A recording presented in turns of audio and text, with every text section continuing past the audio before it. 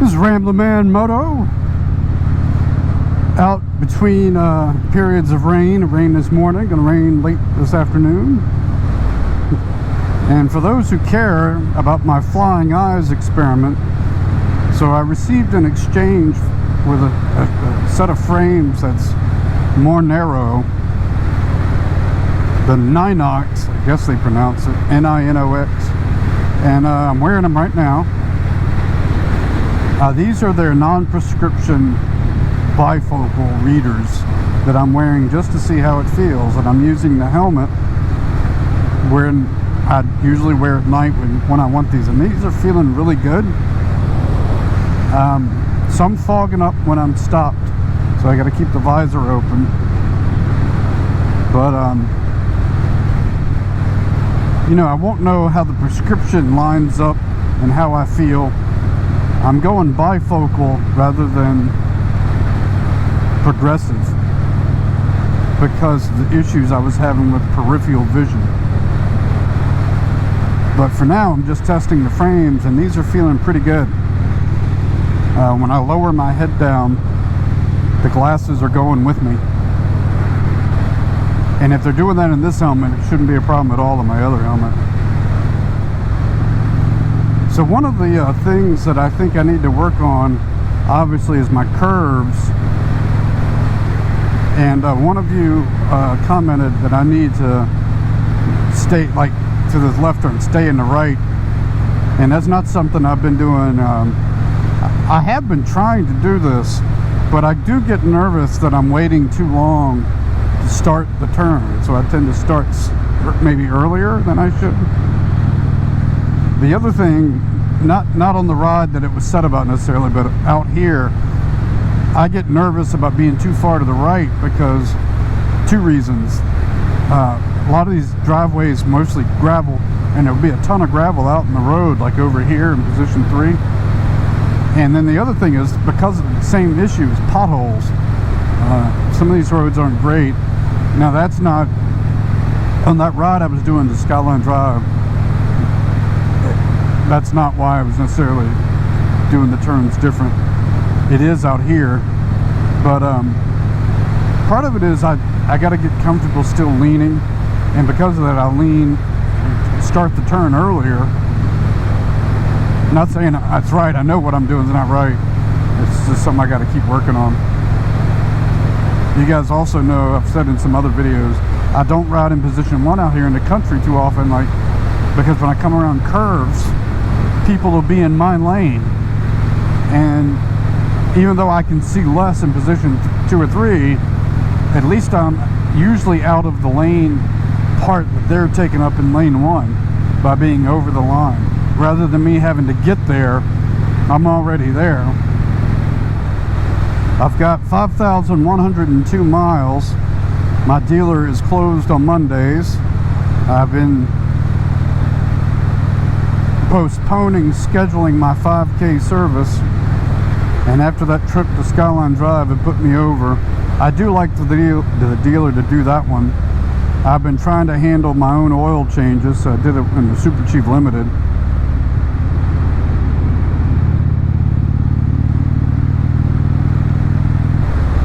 But I do like for them to do the 5K service, and then I might, I think, like, maybe, I don't know, I've seen one of you in the comments say that you spent so much on this bike, you're not going to try to do it yourself, you want the dealer to do it. And I gotta say, I'm in a lot of ways in that camp myself. The flips, especially I guess on this one, because the previous owner that I bought it with, you know, whatever it had, 700 miles or something on it, you know, I was able to transfer his 10-year extended warranty. So I don't want them playing any games about work I've done or not done has contributed to something they're not going to cover. The other hand, my dealer is minimum usually of a 1.5 hour round trip. They don't necessarily make me want to take it to them either. It's trying to be polite about it, but it's like I don't feel super valued in there.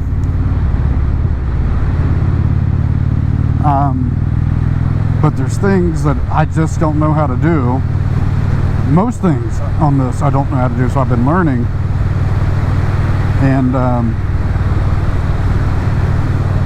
there's no substitute for experience, and on the bike, where they have more knowledge and expertise, certainly, and you're out here in a safety issue, like I go back and forth about having a dealer do it versus me trying to do it.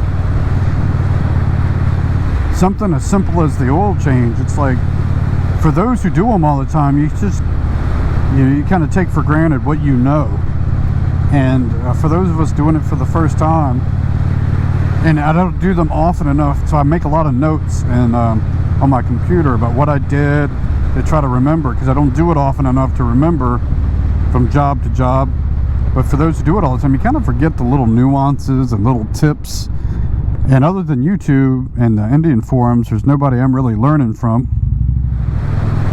I was on scrolling through some Facebook groups in our area, and I think it was last night or maybe the night before, someone had their motorcycle stolen from their driveway. Man, I hate thieves, man. I had somebody steal a bicycle when I was a teenager, maybe younger. I think I was 13. And at this pizza shop we used to go to and play Pac-Man and get pizza. And I had my bike parked outside. And I'm pretty sure I know who stole it too, but couldn't prove it unless he admitted it. But I saw people moving outside and thought, oh, I didn't think much of it because I was trusting. And that had to be one of the turning events for me to become more cynical and distrustful. I never forgot it. And man, to have that happen to a motorcycle or a car would make you even more angry. You know, mine's kept in a garage, so that reduces that, at least from home, but of course it could be stolen at work or other places. I bought one of these little locks that has an alarm, and then I've never used it. And a lot of people I've seen say the same thing. They buy these things and then they never use them, and I literally have never used it once. In fact, I think I went ahead and just removed it from my bike. Now this bike, the Springfield, has an alarm that I tested by mistake one time, and with this Buffalo brand horn, it's quite attention grabbing, which is you got to put it in lock mode, and if anyone tries to roll the bike, or what was the other one, open the saddlebag maybe, it starts honking and blaring, which, as we know with car alarms, they don't usually get attention. Now on this one though, because of this Buffalo brand horn, man, it was loud, and it sounds different than a normal car alarm, so maybe it would make a thief run off. I don't know. I always get conflicted right here about the right lane runs out and trying to maybe outrun everyone. This light can also be short, and like 3 cars get by, and if car number 1 or 2 or 3 sits here and, oh, I think of that character from the Carol Burnett show that Tim Conway played, the guy that was real slow. Oh, the light has turned green. I guess I'll go now.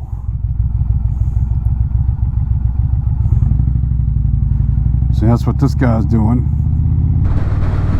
Was that Mr. Tudball? No, I think Mr. Tudball was the other guy was Mrs. Wiggins. I don't know if the old man had a name. No, I remember in the 5th or 6th grade I did a little thing like that, ripping the idea off for some skit I had to do in drama class. What did you do that for? Looks like a koala bear. Got some in from Australia. They're all in the shape of a koala. You bring a pup? Like in Australia, you're so good they gave you that Cool. You got this when I was in Australia.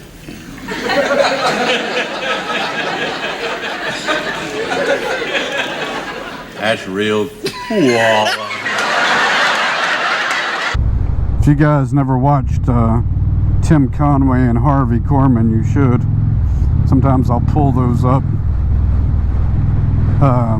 Jerry Seinfeld has mentioned that the left and wokeism has ruined comedy, and boy is he right. It used to be you would go home at the end of the day, most people would go, oh, Cheers is on, oh, MASH is on, oh, Mary Tyler Moore is on, All in the Family's on. Well, guess what? Where is it? This is the result of the extreme left and PC crap and people worrying so much about offending other people.